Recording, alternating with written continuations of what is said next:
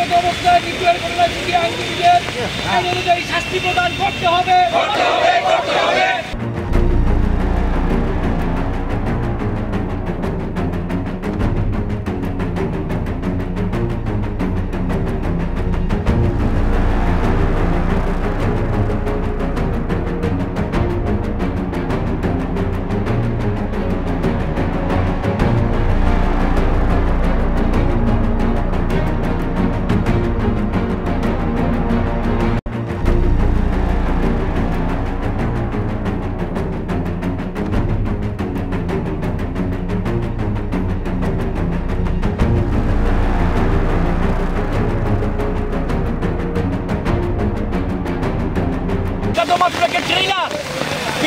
বাকি 29 মে আদালত চত্বরে কর্তব্যরত অবস্থা আমাদের অপু পাল জনৈক ইঞ্জিনিয়ার, ওনাকে কতিপয় আইনজীবী শারীরিকভাবে নিগৃহীত করে 29 তারিখ।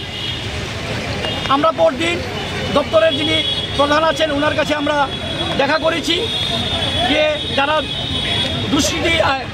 দোষী তাদের যাতে গ্রেপ্তার করা হয় বা এফআইআর করা হয় সেই ব্যাপারে আমরা মাননীয় এমডির সাথে আমরা দেখা করেছি। উনি কথা দিয়েছিলেন দ্রুততার সঙ্গে দেখবেন। সেই অনুযায়ী 31 তারিখ পশ্চিম থানা এফআইআর করা হয়েছে। আজকে 3 তারিখ এফআইআর করা সত্ত্বেও যারা প্রকৃত দোষী তাদেরকে গ্রেপ্তার করা হয় নাই।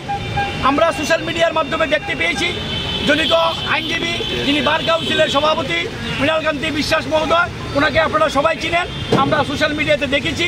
আমরা চাইছি যারা প্রকৃত দোষী পুলিশ প্রশাসন যেন তাদেরকে শনাক্ত করে অতি দ্রুত গ্রেপ্তার করে এবং আইন অনুযায়ী যেন ব্যবস্থা নেয়। আপনারা জানেন আইন সবার জন্য সমান, ছোট বড় এখানে নেই, ধনী দরিদ্র নেই।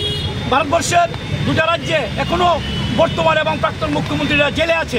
আমরা চাই আইনের পথে চলক, যারা প্রকৃত দোষী তাদেরকে যেন গ্রেপ্তার করে শাস্তি করা হয়, এটাই আমাদের আজকের দাবি। এবং আমরা সারা ত্রিপুরার সমস্ত ইঞ্জিনিয়ার ফোরামের পক্ষ থেকে এখানে মিলিত হয়েছি। আপনারা দেখেন এখানে 150 থেকে 200 ইঞ্জিনিয়ার এই প্রাকৃতিক দুর্যোগকে উপেক্ষা করে কিন্তু হয়েছে। এটা তো মাত্র একটা ট্রেইলার, পিকচারটা আমি বাকি, এটা শুধু আগরতলার। আপনারা দেখবেন আগামী দিনে আমরা কী করি, আমরা সেইভাবে আমরা প্রস্তুতি নেব। আমরা এই বার্তাটা আপনাদের মাধ্যমে দিতে চাই যে পুলিশ প্রশাসন আছে, দেখি ওনারা কী করে আজকে পরবর্তী সময়ে আমরা সেভাবে সঠিক পদক্ষেপ নেব এবং আপনাদেরকে আমরা সময় মতো জানিয়ে দেবো।